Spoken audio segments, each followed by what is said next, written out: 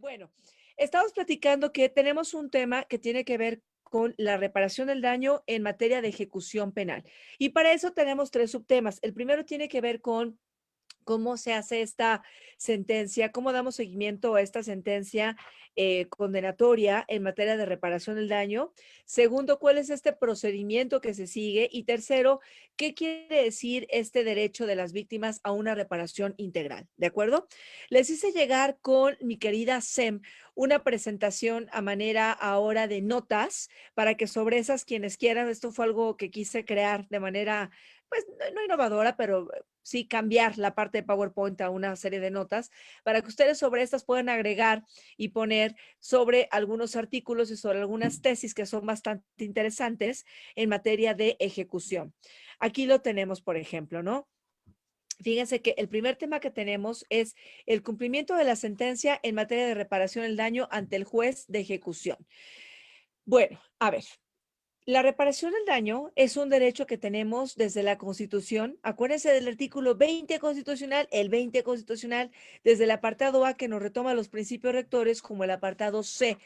Todas y todos ya sabemos, uno de los grandes logros de la reforma de 2008 al implementar un sistema de justicia penal acusatorio que seguimos llamándolo nuevo porque pues todavía hay muchas cosas que aprender y aprenderlas bien, tiene que ver con esta diferenciación de los derechos que son propiamente del imputado y los derechos de la víctima. Lo digo porque fíjense que en casi todos los estudios que se hacen en materia de ejecución, voy a decir algo bien importante. Casi todos se enfocan en el 20 constitucional apartado B, esto es el derecho de los sentenciados, ya con esta sentencia, a tener estos, por ejemplo, la preliberación, a este tratamiento, pues con dignidad dentro de los centros penitenciarios, pero pocas veces se hace alusión, como lo vamos a hacer aquí, al derecho de las víctimas. Fíjense que las víctimas, de acuerdo a la diapositiva, a las notas que les mandé. La víctima es un sujeto participante, es un sujeto parte en materia de ejecución penal. Así se establece en la Ley Nacional de Ejecución Penal. Yo quiero que me vayan levantando la manita ahí si se puede, como participantes en Zoom, para quien me diga quién está familiarizado con esta famosa Ley Nacional en materia de ejecución penal, porque es una ley eh, pues no está reciente, tiene ya, nosotros promulgamos el código en 2014, el Código Nacional, y esta ley salió por ahí del 14 al 16, por ahí 14, 15, 2015, esta ley. Estábamos también participando en el caso de la ley nacional, pues de manera externa. Pero es una ley muy interesante que regula el procedimiento en materia de ejecución. A ver, ahora, algo bien importante para todas y para todos. Acuérdense que el Código Nacional es un parteaguas, ¿eh? Y que retoma también la experiencia que teníamos anteriormente. Lo digo por lo siguiente.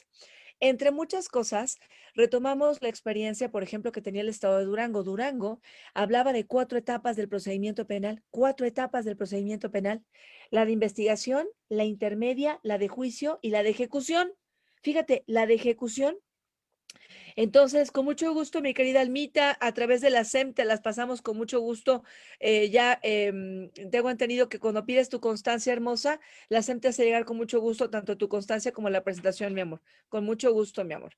Entonces, esta cuarta etapa de ejecución era muy interesante porque fíjate qué padre.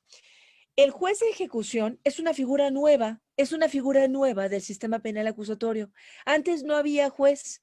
Cuando había ejecución de sentencia, teníamos nada más las autoridades del centro penitenciario y eran autoridades que actuaban de manera administrativa para dar seguimiento a preliberaciones, a situaciones que se daban internamente, por ejemplo, de incidencias de materia de salud, por ejemplo, cuando hay madres que tienen a sus chiquitos lamentablemente condiciones que no quisiéramos, ¿verdad? Pero que tienen a sus hijitos ahí cuando tienen este derecho a la maternidad de la lactancia. También los apoyos que se le dan, los trabajos que pueden realizar, el cómputo, etcétera, ¿no? Para efecto de dar ejecución a la sentencia. Pero esto quisimos que cambiara mucho en el penal acusatorio porque antes se volvía realmente un tema en el olvido, colegas. Era un tema en el olvido donde prácticamente, mira, ni el Ministerio Público hacía nada, ni participaba, ni hacía nada. A veces porque no podía, a veces porque no se entendía, a veces porque no querían, y a veces también ni siquiera había defensa. Entonces prácticamente el sentenciado, la sentenciada, El sentenciado se quedaban, pero solos, o sea, solos, estaban totalmente solos en una etapa, pues imagínate qué importante, el purgar la pena, ¿no? El estar purgando la pena y también acceder a una reparación del daño por parte de las víctimas, que se pudiera, que se garantizara, que se cumpliera, pero también, pues el que pudiera darse este tratamiento de reinserción. Fíjate qué interesante, el tema de reinserción penal. El juez